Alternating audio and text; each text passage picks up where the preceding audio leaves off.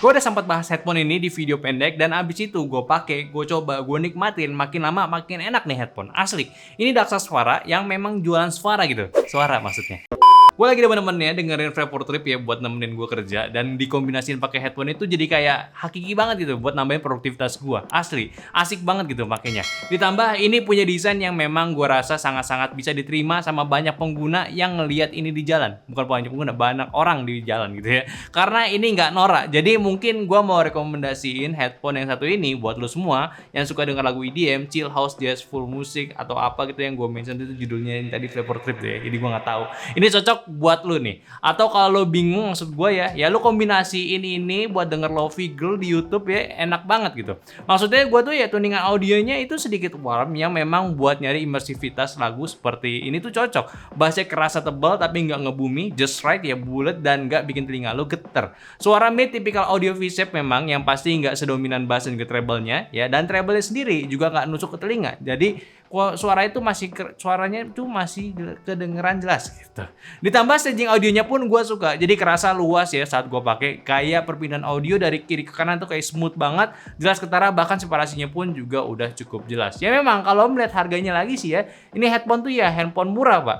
Ya relatif memang ya, tapi cuma 500 ribu aja gitu ya, kayak nggak perlu keluarin sampai jutaan. Desainnya pun juga asik buat dipakai, kayak gue tadi bilang, kebanyakan orang pasti maklumin sama desainnya kali ini, nggak norak buat dipakai di tempat umum. Yang gue pegang ini warnanya hitam tanpa banyak ornamen brandingnya, bahkan brandingnya ini cuma di sisi dalam headbandnya aja. Ini di sisi dalam headbandnya cuy, jadi kalau dipakai sini ini stealthy looks banget, minimalis ya. Style Daksa cuma dikenal orang-orang yang tertentu aja gitu dari bentuk tanduknya aja. Ya tanduknya ini atau ya adjustable bandnya ya bentuknya seperti ini. Tapi tenang, ini pas gue pakai pun gak bakal kerasa aneh juga, bakal nyesuaiin juga, paling kelihatannya dikit kok muncul si tanduknya. Dan clampingnya juga nyaman ya, kayak nggak nekan dan gak lembek juga, jadi pas buat dipakai lama pun nggak bikin pegal kepala. Sama juga kalau mau dikalungin dia juga aman karena bisa di flip kayak gini, tapi anehnya ke sisi luar gitu cupnya, nggak ke dalam, agak beda, dan masih juga bisa di flip lagi kalau misalkan kalian pengen yang lebih compact biar bisa dibawa kemana-mana. Atau kalau mau lebih rapi aja bisa dimasukin ke dalam case-nya. Dan didapat di paketannya. Terus untuk headband-nya pun juga gunain memory foam lapis kulit sintetis juga. Sama kayak di earpad-nya pula, pakai memory foam lapis kulit sintetis. Minusnya sih ya bakalan gampang keringetan kalau dipakai di tempat panas. Cuma buat isolasi sih ini bisa dapet yang oke. Tapi gua rasa ini juga nggak bisa dicopot karena gua udah copot. Tapi ini keras banget gitu. Dan untuk cupnya sendiri pun juga terbuat dari plastik dan finish hitam matte, flat aja, dan gue suka style kayak gini. Sama untuk tombol-tombolnya sendiri sih to the point ya. Sisi kanan itu tombol media dengan bahan rubber, dan sisi sampingnya itu ada tombol untuk pengaturan mode headsetnya. Plus geser ke bawah juga ada port untuk charging rangkap mode kabel ya. Ya tergolong simple memang, tapi gue nggak sayangkan ini sih media buttonnya terlalu besar gitu dan kayak gatal aja gitu, ganggu estetikanya sedikit. Tapi ya udahlah, sekedar selera aja. Jadi menurut kalian gimana? Apakah ini udah simple banget gitu stylenya? Nah nggak sampai itu aja, selama penggunaan sehari-hari ini bisa kasih pengalaman yang oke. Cuma sebelum itu gue bahas minusnya dulu yang ada pada headphone ini.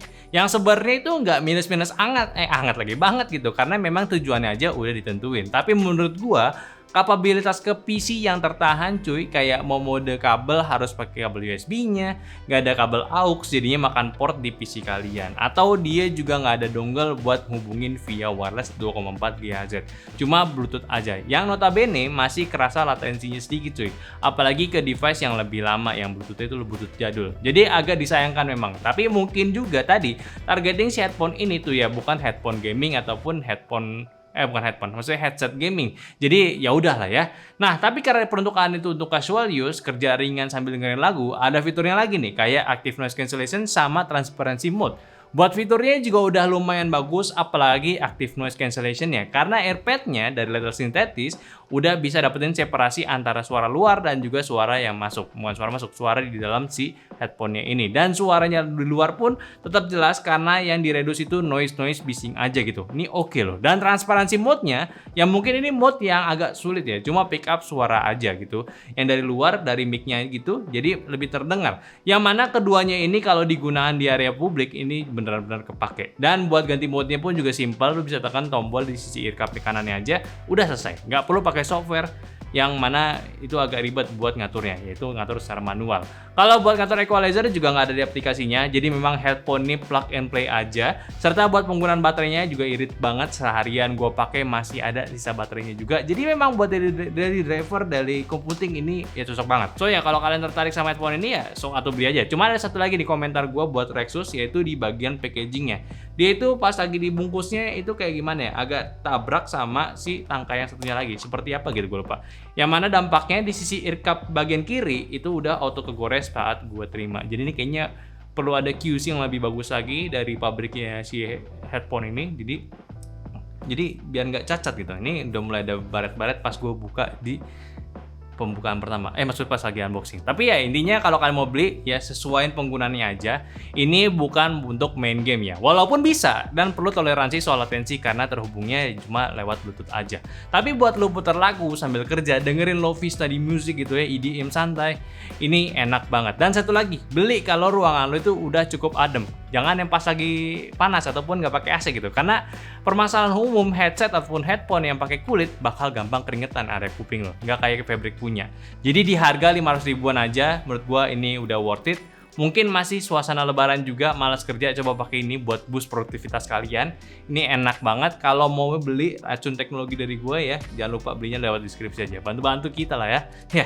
Oh ya, satu lagi soal mic-nya, biar gak penasaran. Kalian bisa dengar aja, ini suaranya bakal seperti ini, dan ini gue record pakai handphone gue via Bluetooth. Di ruangan yang ber-AC juga, jadi kalian bisa nilai gimana kualitas headphone yang satu ini untuk di bagian mic-nya ya. Oke, mungkin aja pembahasan gue dari Daxasvara. Ini memang headphone simple tapi bagus buat dipakai kemana-mana.